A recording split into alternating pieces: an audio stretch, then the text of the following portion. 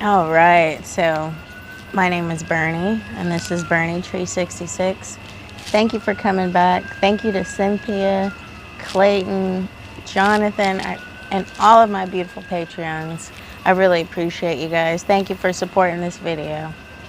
So today I want to talk about a Reddit story called "I'm Tired of Talking About Being Black." This is from the subreddit Off My Chest, and I just want to read this to you. I'm going to put it up on the screen. Okay, so she says, "I am so tired of talking about being black. I am so completely exhausted from hearing about my race. I'm a black stay-at-home mom, and every time I take my daughter to the park or gymnastics or any other place that requires me to sit next to other, mostly non-black moms, I'm approached with conversations that quickly become about race.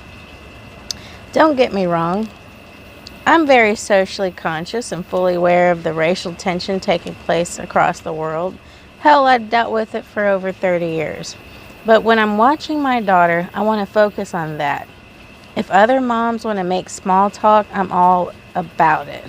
But can we talk about makeup, nails, our kids' reading levels, anything? I don't care about your opinions on critical race theory. Did you see my kid do that cartwheel? I don't care who you voted for. Look how nicely our girls are sharing the swing. I don't care if you read an article on Facebook about the implications of white privilege. Can you tell me where you get the cute bows your daughter is wearing?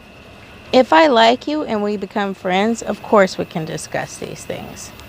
Yes, I'm black, but also another stressed out mom and wife, trying to be the best parent I can without losing myself. Just like any other woman, it's dehumanizing. Just like any other woman, it's dehumanizing to expect to have such a heavy conversation at 9:30 in the morning in a room full of screaming 3- and 4-year-olds. None of the other moms are asked to address social and political topics in these settings. Their peace is respected. If you're reading this and you're guilty of initiating these conversations with black people you don't know, please stop. We are tired. We know racism sucks, but there is so much more to us than that. Okay, if you made it this far, thanks for reading my little rant, and have a great day. TLDR, let's keep small talk small and stop forcing black people to speak on their blackness in the first 5 minutes of reading them." And one person says, "Say it louder for the performative activists." And another person says, "Fake ass woke people are so exhausting."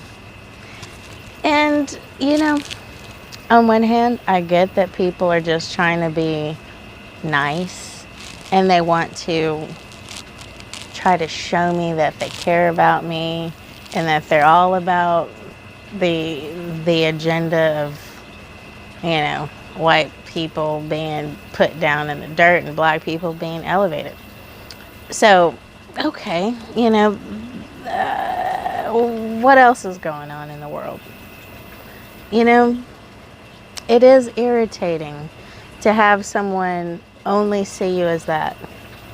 And critical race theory would tell you that it's wrong to have a colorblind view of the world.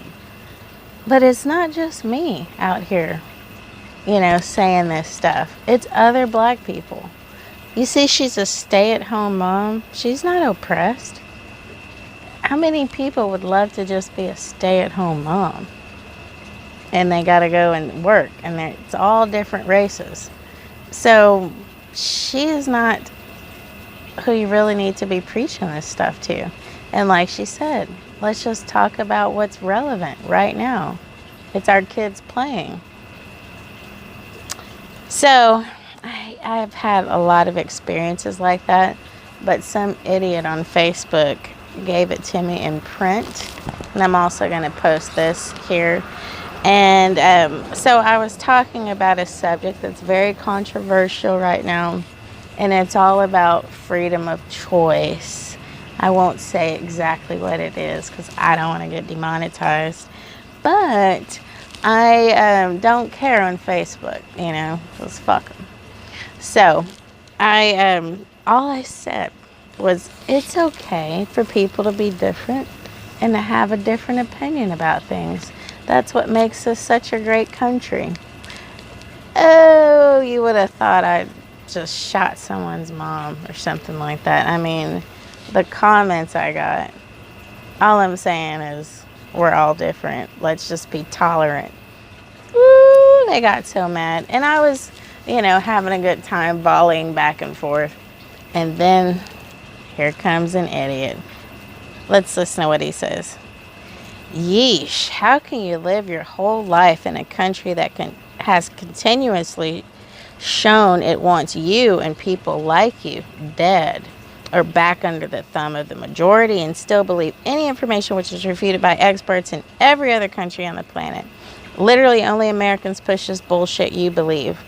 And the Americans who love white nationalism and flirt with bro-Nazis at that. So I said some things back, I did use a few expletives, but I did it in such a way that Facebook didn't block me. I've been waiting for someone to bring in race, LOL. I knew it was only a matter of time. You have no idea what you're talking about. How can I live my whole life here? Motherfucker, I was born here. Taking a blank that I don't want would be conforming to the majority. Go and fuck yourself with the race bullshit. Stay on topic, idiot. So that's what I said to him. And he just gave that like a laugh emoji and he bowed out of the conversation. Can't say that I blame him. But yeah, it's almost like when people do that to me, it feels like they want to just kind of take me down a peg and say, hey, you and I were not equal. And so I really don't appreciate you bantering back and forth with me as if you're on my level. So let me remind you of where you came from and what you're up against. And this is why you shouldn't be giving me all this mouth. You've got bigger fish to fry. Your whole race is being held down and oppressed. And you're sitting here chatting with me like you're just a normal person. I feel like with these memes, it's like they're like an oppression alarm clock. Like, good morning. It's 8 a.m. Do you remember where you came from? Do you remember that not long ago you guys were all slaves? Oh, well, not in my lifetime. Oh, not in my grandmother's lifetime. Oh, not in my great-grandmother's lifetime. Yeah, there were some hard times, but a lot of people have had hard times. Right now, what I'm trying to do is get a bit of the American pie and do things that make me happy and be around the people that make me happy. So I don't need you reminding me of a past that I didn't live through. I don't need anyone telling me that, get back in your place. Get back in your place and remember that life is bad. I know you're living a good life and you got your dog and your boyfriend and you just driving a relatively new vehicle. I just want you to remember that you've got it bad. And then when I say, no, I don't have it bad, I went to private school. It's not that way for everyone. Well, must be nice to be you. But other black people, most black people live like this. And how dare you not acknowledge them? Well, why not acknowledge me? Why doesn't the tolerance go both ways? Why is it that we've only got to be the oppressed black people that need so much help? Can't I just be myself? Out here, living the good life? I think I can. Speaking of the good life, I published my poetry book in print. It's been an ebook since 2016, but now it's in print. And for a limited time, and for you, only you, I'm selling signed copies. I'm going to infuse my energy into these books. When you get this book, you're going to feel a little bit of me. So, please, click the link. It's going to be in the description box. Get your signed copy. I'm going to personally sign it and send it to you. And I really appreciate you guys. Thank you for always just being here for me and being so tolerant and loving.